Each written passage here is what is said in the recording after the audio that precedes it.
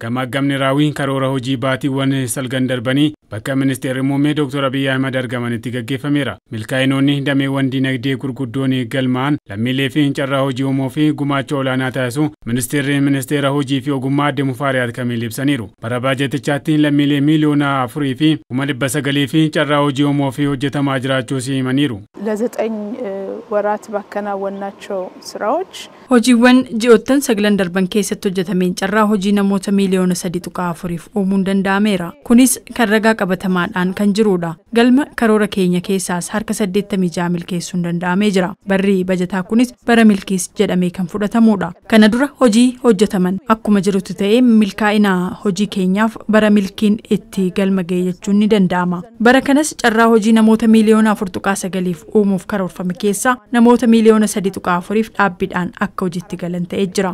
3.4 ሚሊዮን ለሚሆኑ ዜጎች የስራ ዕድል ፈጥረናል። ይሄ ቋሚ የስራ ዕድል ብቻ ነው ማለት ነው። ጨራ ሆጂ ቦቢ ያላ ሆጅማታ ሲያታ ሴራ ቀቤሳ ፊ አማያዋ ድርሱን ለሚሌ ኩማ ዲበሰዲ ፊ ኩማ ፍርታሚ አፍሪ ኦሊ ፊ ጨራን ሆጂ ኡመሙ ሲብሰኒሩ አደ ሙፋሪያት ከሀገር ውጭ ባሉ የስራ ዕድሎች ማድረግ ለሚፈልጉ ዜጎች ደግሞ ለሚሌ ገረብያ አላ ደመኒ ሆጀቹ በርባደኒፍ ከራ ሴራ ቀቤሳን አከሶቹአኒ ፊ ከራ አማዩማ ቀቡን ሆጂቸ milkeessuuf hojii hojjetameen bu'aan gaariin argamuu danda'ameera. Bara bajetaa kana keessattis karaa dijitaalawaatiin hojiin akka milkaa'u hojjetamaa tureen saffisni dabalee jira. Keessumaa namoota biyya alaa deemanii hojjechuu barbaadaniif namoota 340,040 ol carraa hojii argataniiru. የስራ ዕድል ተፈጥሯል ማለት ነው። adeemsa carraa hojii uumuu fi bakka hojii faayinaansii fi deeggarsa ogummaa fi hordoffii barbaachisoo itti fufinsaan taasisuun fayyadamummaa lammiilee guddisuu fi kan hojjetamu ta'uu Aadde Mufaariyaat ibsaniiru. በአጫጭር ስልጠናዎችም ይሁን በመደበኛ ስልጠና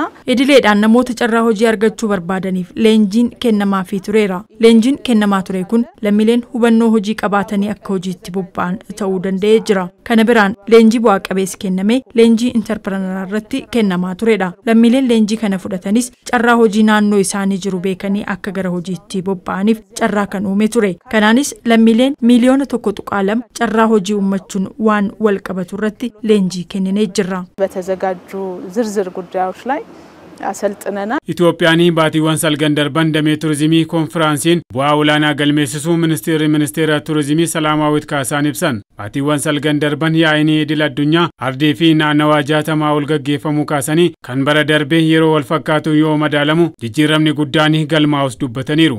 በጣም ከፍተኛ ለውጥ ያየንበት ነበሩ ያለፉት 9 ወራት ጂኦታን ሰግለን ደርበን ከነ keessatti biyyattiin konferansii gurguddoo 60 ol akka biyya addunyaa fi qaxanaatti keessummeessuu dandeessee jirti. Kunis yeroo kanatti kan bara darbee waliin wal bira qabamee yoo ilaalamu jijjiirama dachaadhaan kan itti argaman jechuun ni danda'ama. Gama mootummaatiinis konferansiin turizimii xiyyeeffannoo argatee galma qabamee akka gahuuf tattaaffiin taasifamaa ture olaanaadha. Keessumaa gama dippiloomaasiitiin xiyyeeffannaan kennamee fi dhaabbileenis hojiin isaan hojjetan kan keessatti ilaalamedha. እዚህ ውጤት ምክንያት መሆኑን አንስተናል። ቡራሌ ሚሶማ ቱሪዝሚ ኮንፈረንሲ ፊ በርባቺሱ ሚጄሱራ ኢገሌ ሆጂሌኒ ደሜ ዲፕሎማሲን ሆጀተመኒ ፊ xiyyeeffannoo dhaabbileen damichaa fi kennan bu'aa galmaa'ee fi sababa ta'us ibsaniiru. Dabalataanis bakkeewwan ga'umsa turizimii irrattis hojiin bal'aan hojjetamaa turu yaadachiisaniiru. የኢትዮጵያን ገጽታ በዓለም አቀፍ ደረጃ የማስተዋወቁ ስራዎችም maqaa gaarii biyya addunyaatti beeksisuuf hojiin bu'aa qabeessi hojjetamaa turee jira. Dameen turizimii gama isaatiin hojiin kun akka milkaa'uuf seektara imaanaan itti kenname waan ta'eef bu'aan maqaa gaarii biyya ijaaruu fi dameen turizimii akka beeksifamuuf hojjetamaa ture. Milkaa'ina olaanaadhaan kan ilaalamedha. Waltajjiiwwan addunyaa turizimiin biyya tokko irratti beeksifaman irratti carraawwan akka uumaman ta'uun hojiin beeksisuu milkiin qaban taasifamuu danda'anii jiru. Hariiroon daldalaa cimaan akka jiraatuuf damee kanarratti warreen bobba'an waliin taane hojii bu'a qabeessa hojjechuu dandeenye jira. የግሉን ዘርፍ በከፍተኛ ሁኔታ ባሳተፈ መልኩ ማለት ነው።